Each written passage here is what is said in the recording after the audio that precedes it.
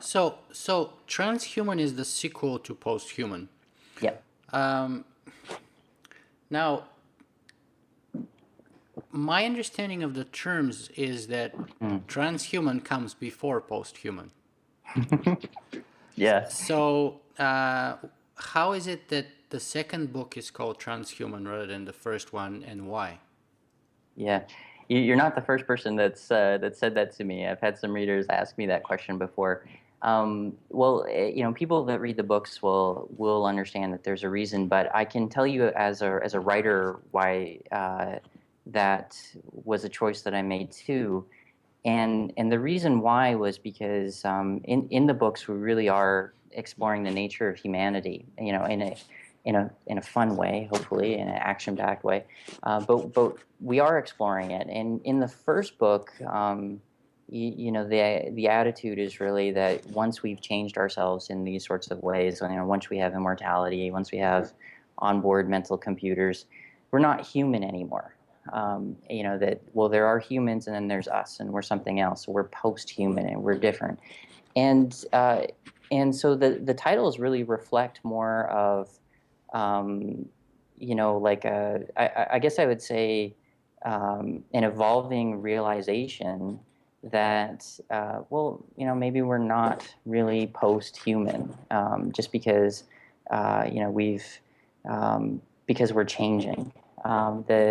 The epigraph at the beginning of Transhuman is a quote from Charles Dubois, but it says, "The most important thing is this, to be ready at any moment to abandon what we are for what we could become."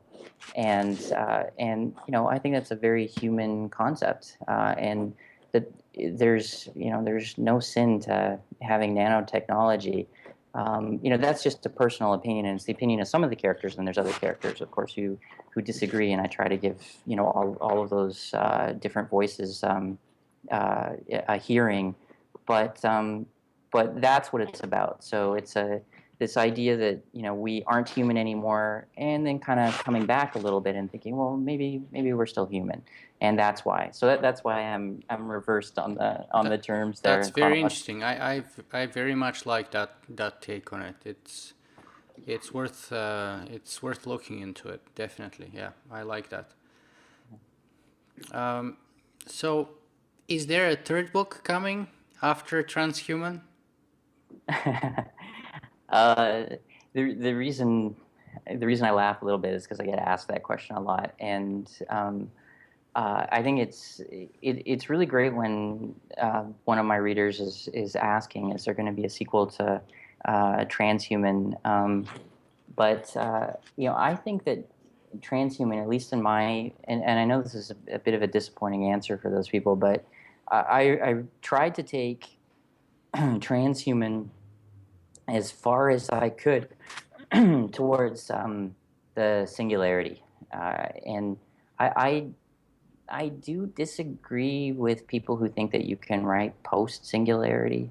Um, I just think that's because I don't think that quite understands the concept. I mean, the idea is, it's not the singularity if you or I could understand it. At least that's the definition that I'm working from.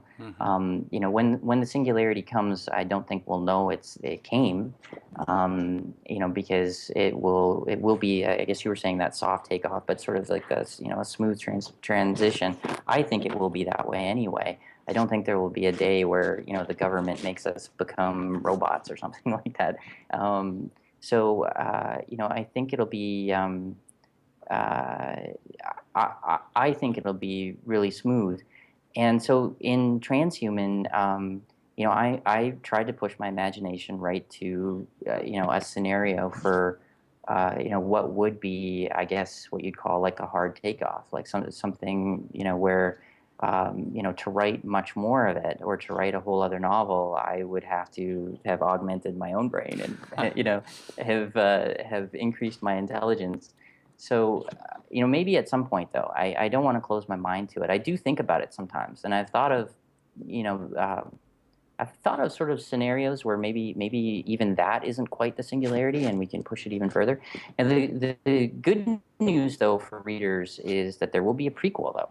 I'm really interested in how we get from right here to how we get to the setting that we have in PostHuman, and I actually do have that book all plotted out and planned out, and it's going to focus on a character that is nicknamed Old Timer, and people who've read the books will remember him. And we go back and we find out about his backstory, and he lives through our time period, and then ends up in that post-human scenario. So and it's I think it might be the most exciting one of the books once it's finished.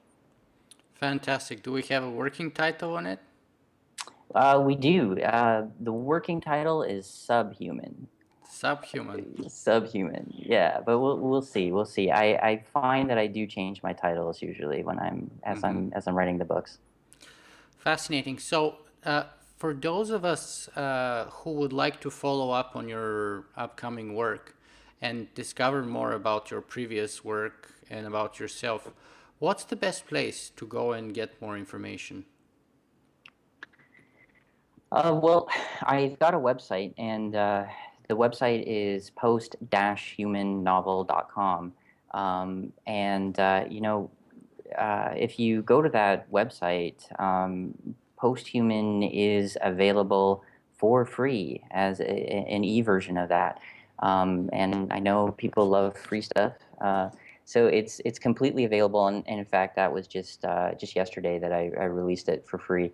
There's a PDF version if people just, if you don't have a Kindle yet or a tablet or any of those things, and you just want to read it on your PC, that's possible. But there's also a Kindle version that you can get right from my website for free. I would have it on Amazon for free if I could. I just I didn't have the ability to make that happen. But you can get it from my website. You can read excerpts of the God Killers and TransHuman there as well, and read a whole bunch of reviews, and connect to my blog and connect to Facebook on there as well. And then as far as getting your hands on a copy of the God Killers or TransHuman, the best thing to do is go to Amazon.com. There's Kindle versions for 99 cents. So that's the cheapest way of getting them. But you can also get paperback versions too. That's possible too if you're old school. Fantastic.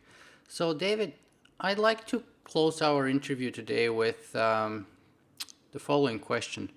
Sure. Do you have a single message that you would like our viewers and listeners to take away from this interview today? Yeah, I think so. I mean, I think it's amazing that that I'm included in this series of interviews with these incredible science fiction writers that you've been talking to recently about the singularity.